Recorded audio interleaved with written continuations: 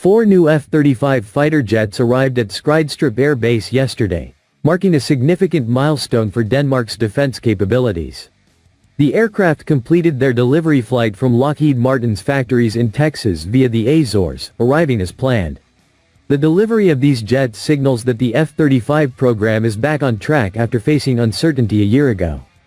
Concerns had previously arisen regarding potential delays due to challenges related to the Technology Refresh 3 (TR3) update.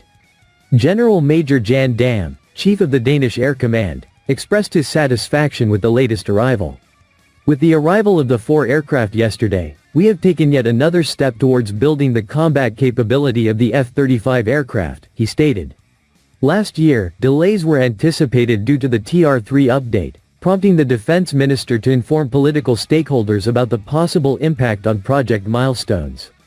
However, the situation has since improved, and progress is being made as expected.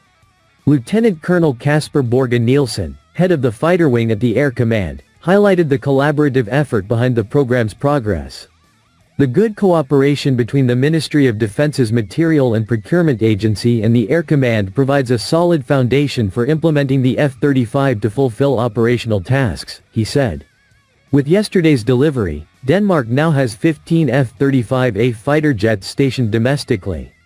An additional 6 jets remain in the United States, where they are utilized for training and education.